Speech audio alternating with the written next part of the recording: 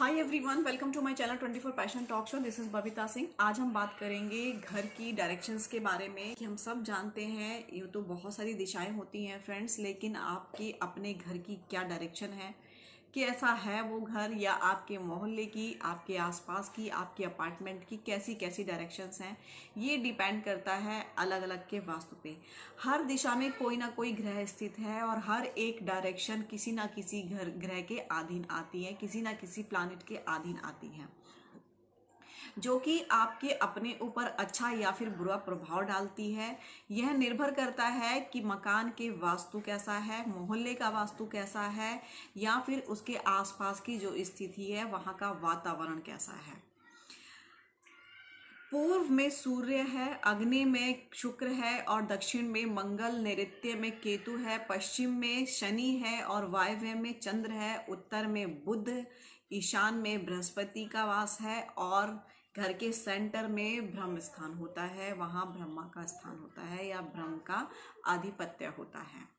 चूंकि दक्षिण दिशा पर मंगल का आधिपत्य है तो वहाँ पर मंगल का प्रभाव ज़्यादा रहता है, इसलिए मंगल हमारे शरीर में खून के रिश्ते जो होते हैं, भाई बहन और उनके लड़ाई झगड़े का सूचक है। यह दिशा यम की दिशा भी मानी जाती है कि दक्षिण का मकान सबसे खराब होता है। यदि घर की दक्षिण दिशा दूषित हो तो ये परेशानियां और रोग उत्पन्न होती है। यदि आपके घर दक्षिण दिशा का है तो वो थोड़ा सा परेशानी देने वाला होता ही है।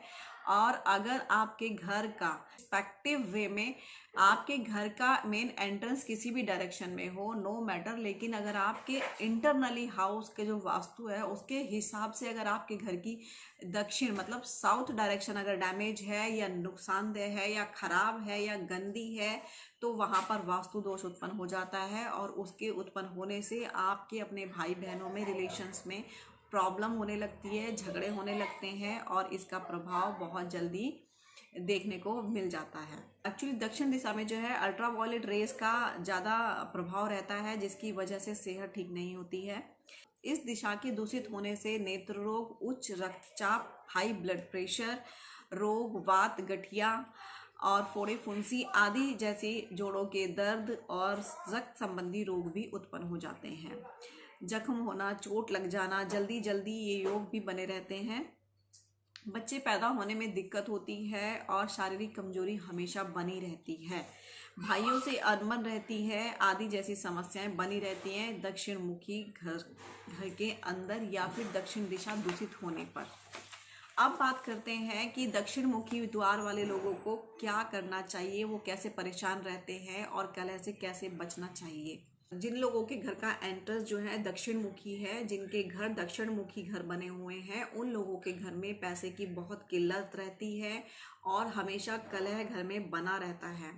इस कलह से बचने के लिए, पैसे की तंगी को दूर करने के लिए उन लोगों का ये उपाय है, ये एक्चुअली रेड बुक की रेमेडीज है, आप इसको कर सकते हैं। अगर आपका घर दक्षिण मुखी है तो आप इसको कैसे चेक करेंगे, पहले आप ये जान लीजिए। आपको अपने घर का सेंटर पॉइंट फाइंड आउट करना है कि ये आपके घर का सेंटर पॉइंट है। वहाँ पर कोई भी डायरेक्शन कंपास आप रख दीजिए और उसके हिसाब से आप डायरेक्शन को सेट कीजिए। उसमें सेट करने पर आपको अपने घर की एक्यूरेट डायरेक्शन आपको मिल जाएगी कि इस डायरेक्शन में आपके क्या है, वॉशरूम है, किचन है, टॉयलेट है, एंट्रेंस है, कौन सा रूम है, कौन सा नहीं है। इस हिसाब से अगर आपको लगता है कि आपके घर का एंट्रेंस जो है दक्षिण दिशा में पड़ता है तो वहां पर आपको झगड़े, कलह और आर्थिक तंगी से जो जूझ रहे हैं उस परेशानी को दूर करने के लिए आपको स्फटिक की या फिर किसी पत्थर की गणपति जी की मूर्ति बनवाएं जिनकी पीठ आपस में जुड़ी हो। ये मूर्तियां दो होंगी, एक ये मूर्ति है और एक ये है, और इनकी जो है पीठ इस तरीके से जुड़ जाएगी, इधर से भी गणपति जी हैं और इधर से भी गणपति जी हैं। तो उनकी इस तरीके से जुड़ी हुई तस्वीर को आपको अपने घर में रखना है, स्थापित करना, आपस में जुड़ी हो। इस प्रतिमा को मुख्य द्वार के बीचों बीच चौखट पर फिक्स करवा दें ताकि एक गणपति जी अंदर को देखें और दूसरे गणपति जी बाहर को। अगर आपकी दक्षिण दीवार पे कोई विंडो बनी हुई है तो आप उस विंडो को बंद करवा के उस विंडो को अगर आप पूर्व दिशा में, पश्चिम दिशा में या फिर नॉर्थ ईस्ट कॉर्नर में बनवाते हैं तो ये आपको अपने घर की दक्षिण डायरेक्शन के जो बैड इफेक्ट्स हैं उसको काफ़ी हद तक कम कर देगी और ये वो प्रभाव, वहां पर बुरे प्रभाव देना बंद हो जाएगा।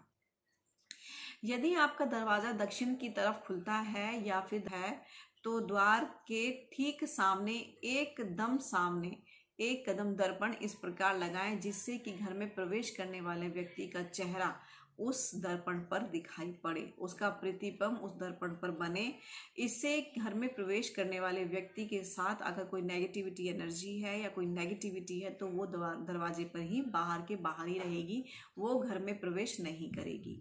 दक्षिण मुखी द्वार है या दक्षिण घर की दक्षिण डायरेक्शन आपके घर की डैमेज है तो और क्या करें।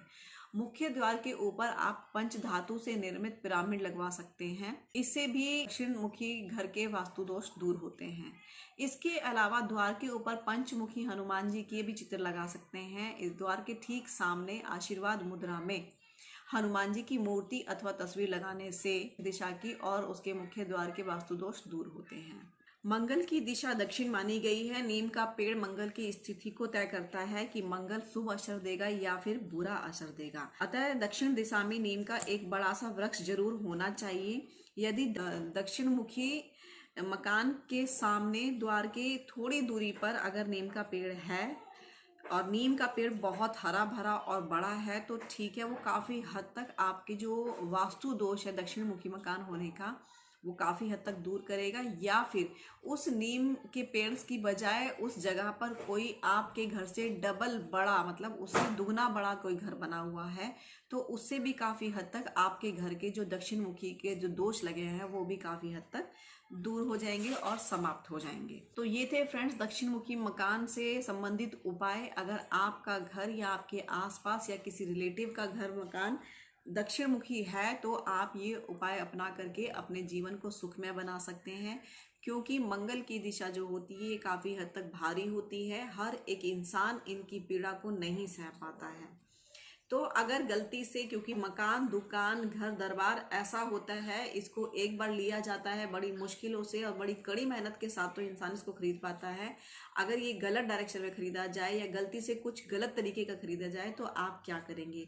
तो उन सब चीज़ों के लिए आप वास्तु के टिप्स अपना सकते हैं और अपनी सारी समस्याओं का निजात पा सकते हैं और काफ़ी हद तक अपने घर के बिगड़े हुए वास्तु को ठीक कर सकते हैं। जितने भी वास्तु दोष वहाँ उत्पन्न हो रहे हैं उनको धीरे धीरे आप रिड्यूस कर सकते हैं, बशर्ते कि आपको वास्तु का थोड़ा ज्ञान हो या फिर आप किसी वास्तु कंसल्टेंट से अपने घर के वास्तु को ठीक करवाते हैं। तो ये थे फ्रेंड्स दक्षिण मुखी मकान से संबंधित वास्तु दोषों को दूर करने के कुछ महा उपाय। आज के लिए इतना ही friends. Thank you, bye bye and take care.